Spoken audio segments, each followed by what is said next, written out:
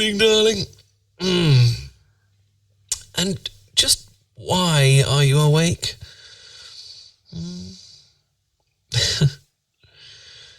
Brain being loud.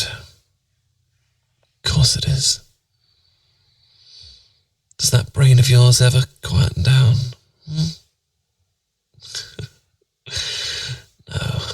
No, it doesn't. Silly loud brain. Isn't it wild that brains just think about themselves? And your brain does a hell of a lot of thinking, doesn't it? Which is great when it's normal human times and not so great when it's the middle of the night and you're trying to sleep. Poor little petal. Can I help you, lovely? Just talk at you? Distract that busy brain? Of course I can do that, darling. Never going to run out of nice things to say to you. Come on. In you come. Into my arms. Yes, like that. Okay, phone down, eyes closed, and you keep those eyes closed, okay? No peeking. You try to fall asleep. I'll try to quiet that brain of yours. But do you ever just think about the brain? Like, we're the only creature on this planet that has sapience like this. And that's all down to how our brains evolved. Really, it's our brains that separate us from primates. That and a distinct lack of tails and slightly less fur. Do you know what solipsism is? Well, basically, the Greeks said, only my mind exists. And then we see it later on with Descartes, but don't ever get ahead of myself. That would be putting Descartes before the horse. What? Funny? Okay. Basically, some people take solipsism to mean that they are the only thing that exists, and anything that exists outside them essentially stops existing as soon as they stop perceiving it. So if you were solipsistic, that would mean that you made me up and I didn't exist outside your perception of me. But if I think, therefore I am, and you are what brought me into existence, is it you think, therefore I am? Well, if you did make me up, you did a damn good job. What a fine figment of your imagination I am. And did you ever think about the concept of the multiverse? Like, how every choice we ever make leads our life down its path? But what if we made a different choice? Imagine if I'd never made the string of choices that led to meeting you. It's not a universe I want to live in. But it's every choice. There's a universe out there that's exactly the same as this one, except our blanket is a different colour. Or you only have one pillow instead of the ridiculous amount of pillows you have. I'm sure there's tons of universes where you're already asleep. Or there's universes where the Industrial Revolution just didn't happen. Can you imagine? Steampunk universes, or retro-futuristic universes, or solar punk universes where everything is powered by wind or water. Just wind and water mills as far as the eye can see. Or a universe where Russia won the Cold War, or where Columbus sailed straight past America and left the people alone. It's fun to think about. Alternate history, I mean. If a butterfly flaps its wings when it's not supposed to, suddenly you have a world where the British never colonised, well, everywhere. We were kind of good at that, weren't we? If you could time travel, when would you go?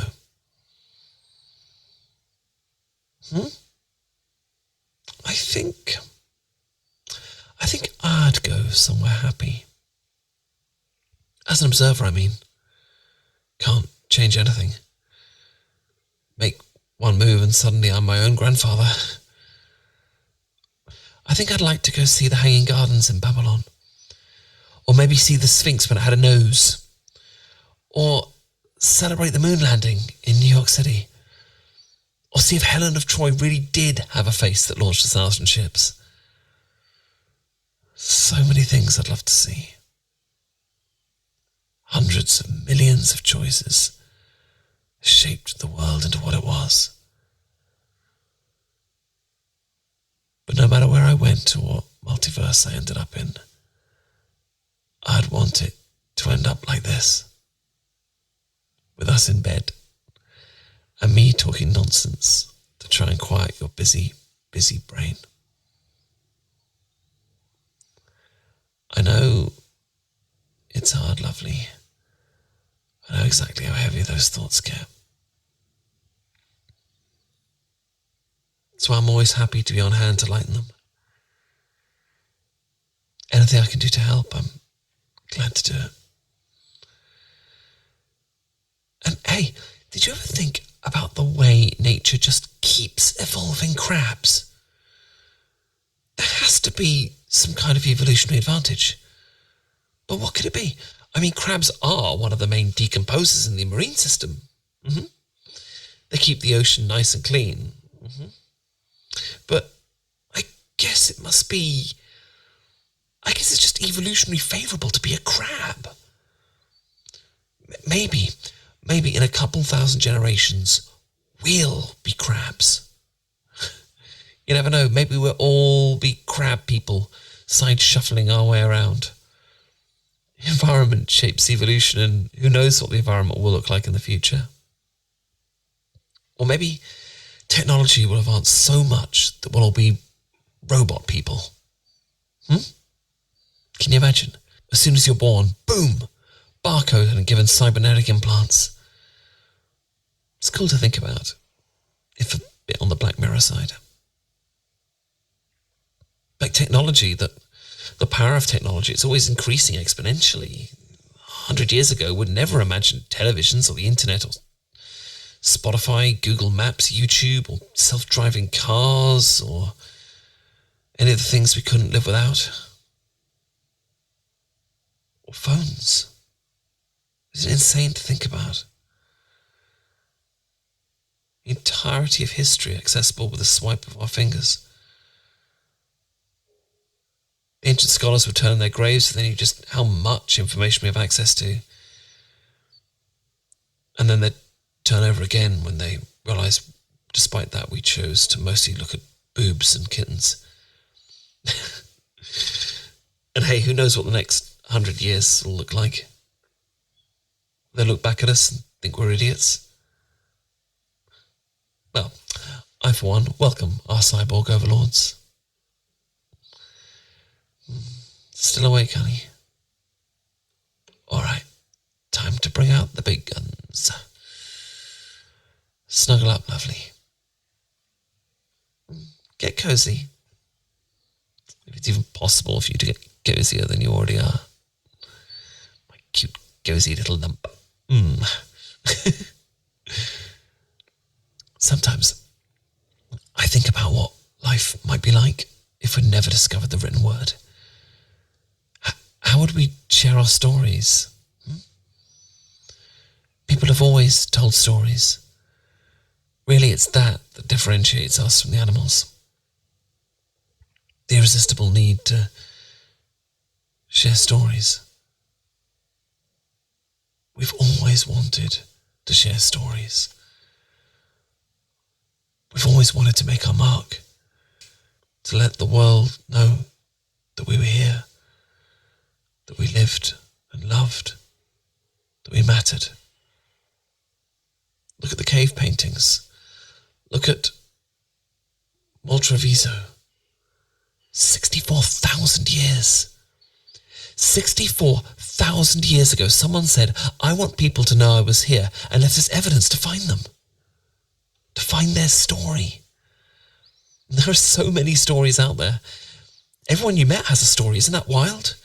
Every person that you pass in the street, the girl who sold you coffee, the man who drove the taxi, the person who designed the pajamas you're wearing, they all have beautiful, complicated, difficult, complex lives of their own, and we're all just trying to tell our own stories, aren't we?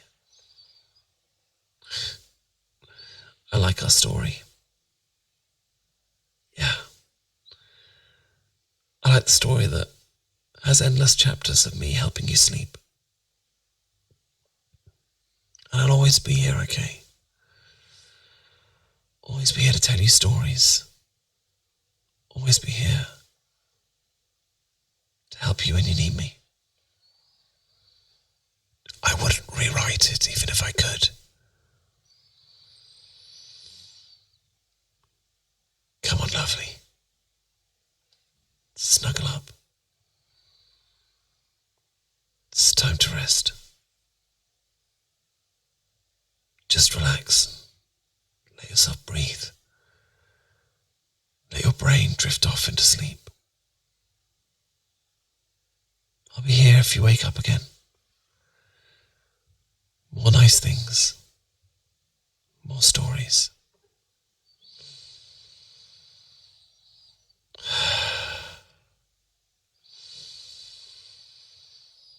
Shh. It's okay, my darling. Shh. I've got you.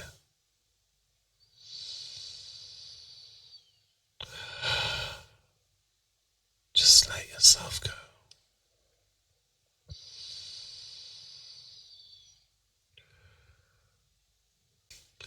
Let your brain drift off into that beautiful multiverse of stories.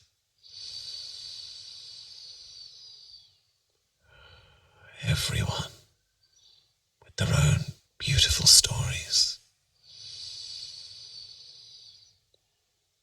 Our unique tale.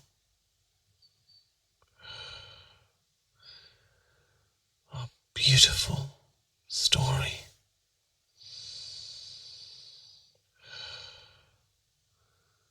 Millions of different choices that led us here.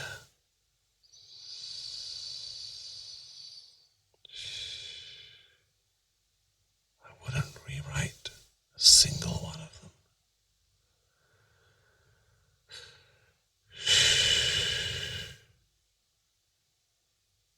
Beautiful, wonderful things in our life.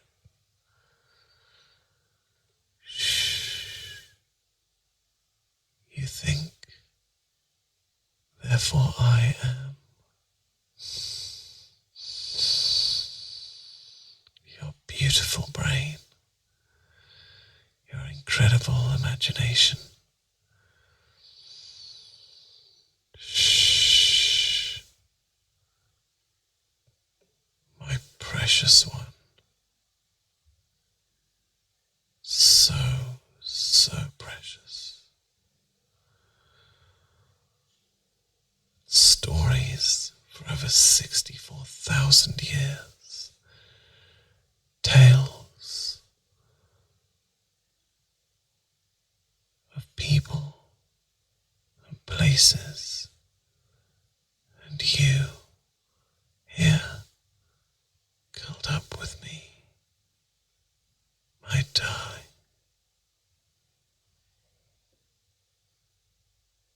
Good evening, darling. I hope you enjoyed this romantic audio experience. Please don't forget to like, comment, share the video, and, of course, subscribe to the channel. If you want to hear more of this sort of material, please consider joining my Patreon community, where you'll have early access to future releases and exclusive content. To discover everything I do, visit goodeveningdarling.com.